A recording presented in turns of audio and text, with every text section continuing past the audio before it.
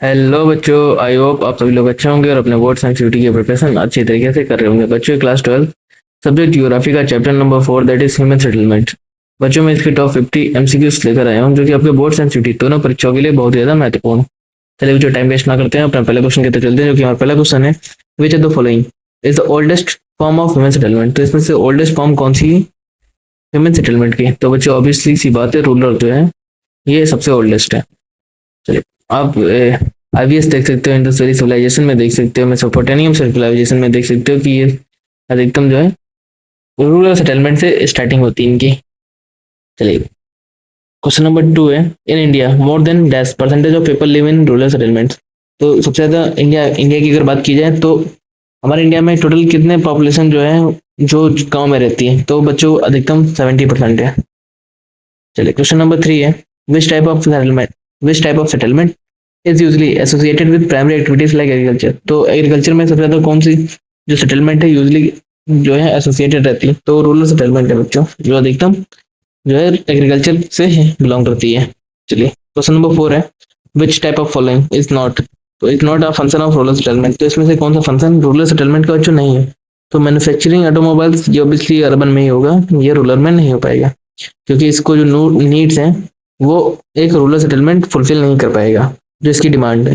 मान लीजिए electricity, water, तो ये चीज वो इतना ज्यादा इसकी फुलफिल नहीं कर पाएगा। चलिए, इसीलिए अधिकतम अर्बन में ऑटोमोबाइल्स या मैन्युफैक्चरिंग सब होता है वहाँ पे। क्वेश्चन नंबर 5 है। Which of is the smallest unit of human settlement? तो smallest unit of human settlement कौन सी है? तो बच्चों, वो हेमलेट है।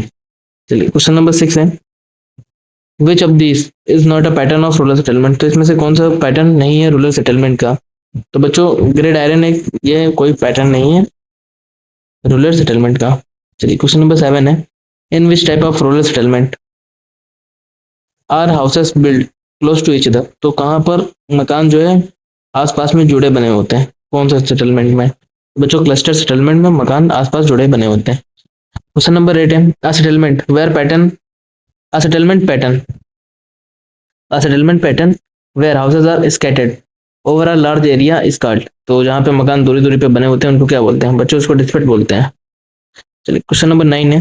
Which factor is most responsible for dispersed settlement in India? तो कौन सा फैक्टर रिस्पॉन्सिबल है?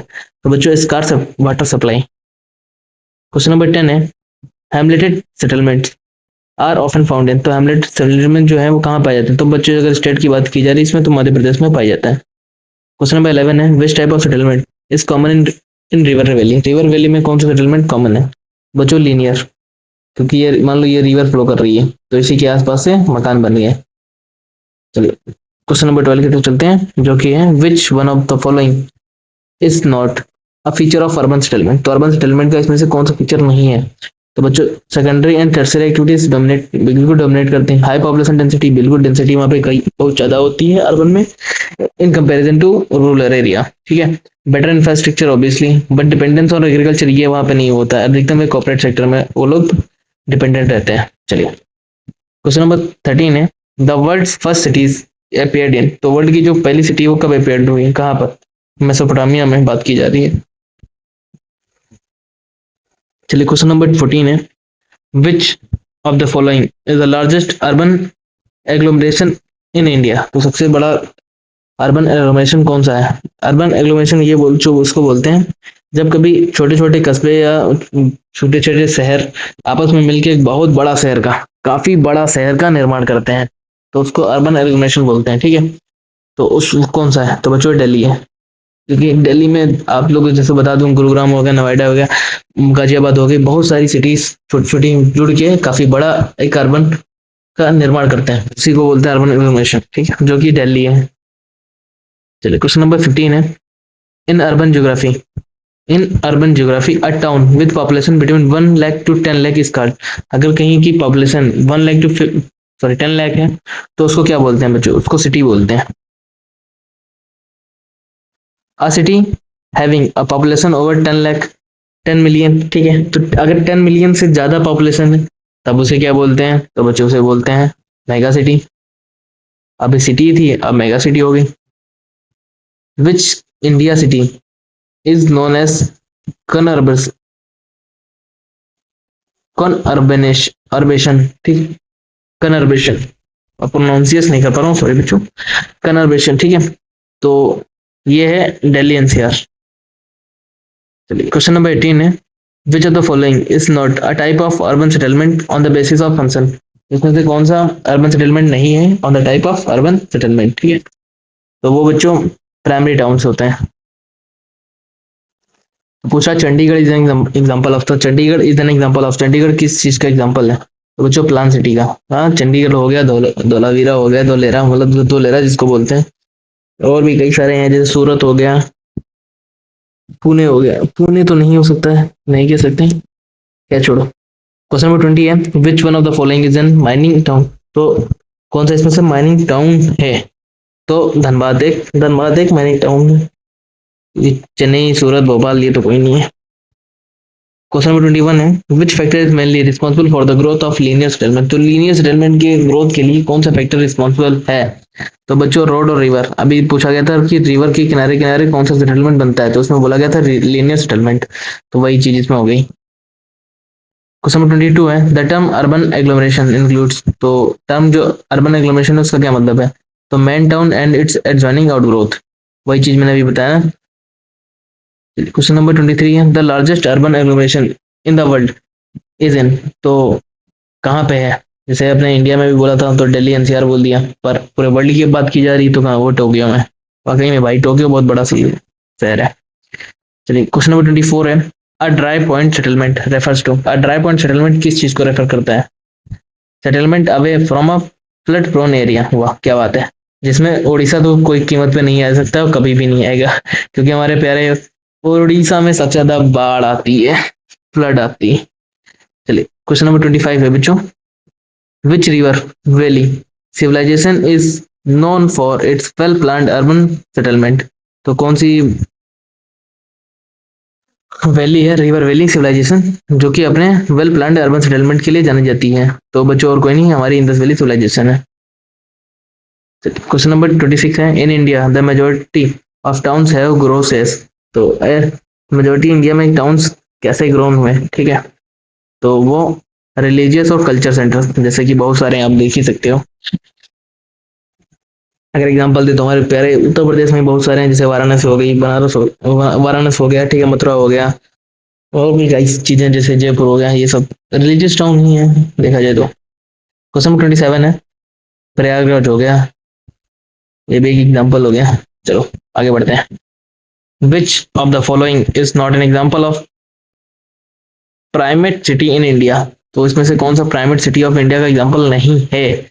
तो बेंगलुरु एक नहीं है। क्वेश्चन नंबर 28 है, which of this is not a characteristic of dispersed settlement. तो इसमें से कौन सा कैरेक्टरिस्टिक ऑफ डिस्पर्ट सेटलमेंट का नहीं है? तो बच्चों बाकी तीनों हैं, जैसे कि found in hill area, often due horse terrain, spread over large area, ठीक है, ये तीनों डिस्पर्ट सेटलमेंट के। पर जो फर्स्ट वन है, हाउसेज आर क्लोज टू, तो हाउसेज क्लोज टुगेदर एक बच्चों क्लस्टर सेटलमेंट में होते हैं, ना कि डिस्पर्ट सेटलमेंट में। हाँ, तो ऑप्शन नंबर 1 हमारा सही हो जाएगा। चलिए क्वेश्चन नंबर 29 है, which factor has the least influence on the location of rural settlement. तो कौन सा लीस्ट इन्फ्लुएंस करता है? तो बच्चों और कोई नहीं, मिनरल्स। ऑप्शन नंबर सी सही हो जाए। बच्चों please subscribe to our channel, name is MCQ guidance. चलिए क्वेश्चन नंबर 30 है, which term refers to continuous, which term refers to continuous urban spread including multiple towns and cities।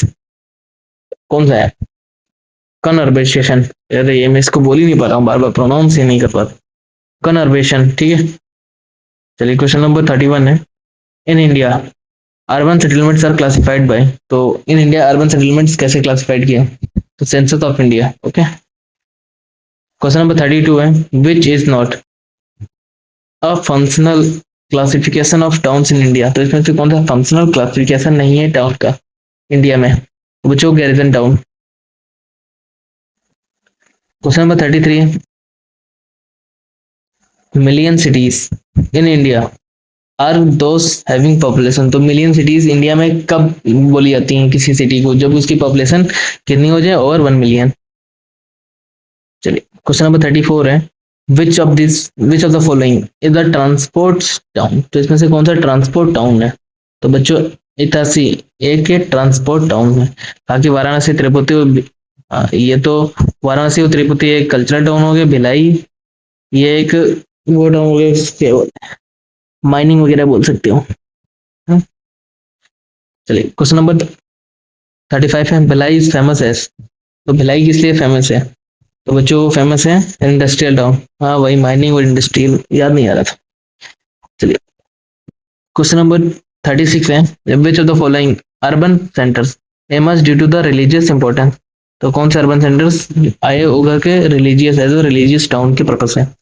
ठीक है, तो अमृतसर बोल सकते हो, बेस्ट एग्जांपल है। क्वेश्चन नंबर 37 है, which of this not a form of rural settlement in India. तो इसमें से कौन सा रूरल सेटलमेंट का फॉर्म नहीं है इंडिया में? तो बच्चों वो है ग्रिड आयरन। ये तो वही सेम क्वेश्चन रिपीटेड हो गया।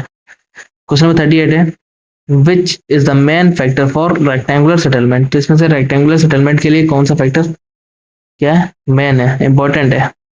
तो वो है प्लान लेआउट। क्वेश्चन नंबर 39 है, which city in India is known as port town. तो पोर्ट टाउन इंडिया में कौन सा इसमें से? कांडला है, जयपुर है, भोपाल है, नागपुर है। तो इसमें से भैया कांडला है। कांडला कहाँ बच्चों पड़ता है? ये पड़ता है आपके गुजरात में।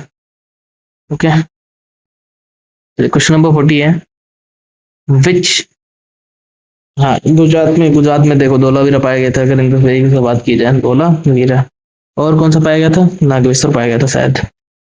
ये दोनों गुजरात में पाए गए थे, IVS इन द सिविलाइजेशन। चलिए क्वेश्चन नंबर 40 है, which factor is least likely to affect the growth of urban population. तो कौन सा इसमें से फैक्टर है भैया? तो वो है बच्चों soil type. Okay, question number 41 है, in which part of India are dispersed settlement most common. तो डिस्पर्स सेटलमेंट इंडिया में कौन से पार्ट में पाया जाता है मोस्ट कॉमन? तो राजस्थान। मैंने भी बताया था ना कि यहाँ पे पानी मिल गया तो उसके पास बन गया, इधर पानी मिल गया तो इसके पास बना लिए, ये बना लिए, वही डिस्पर्ड हो जाता है ना दूर दूर पे। चलिए क्वेश्चन नंबर 42 है, which one is not a plant city. तो इसमें से कौन सा प्लांट सिटी की बात नहीं कर रहा है? तो बच्चों जितने भी, अगर इसमें से देख लो कि जितने भी मॉडर्न सिटीज होंगे, ठीक है, तो ऑब्वियसली सी बात है वो प्लांट करके बनाए गए होंगे, है ना। तो जो इसमें से ओल्ड होगा तो वो तो प्लांट हो नहीं सकता है। तो मतलब मुंबई काफी पुराना सिटी है तो ये प्लान नहीं हो सकता। अगर नई नवी मुंबई की बात की जाए, ठीक है, तो वो तो बच्चों प्लान है ना, क्योंकि वो अभी बनाई गई है। चलिए क्वेश्चन नंबर 43 है, the headquarters town are arm forces is called, sorry, headquarters town of arm forces is called. और अगर आर्म फोर्सेस के अगर कहीं पे हेडक्वार्टर्स टाउन हैं बने गए हैं तो उनको क्या बोलते हैं? तो बच्चों उसको गैरिसन टाउन बोलते हैं।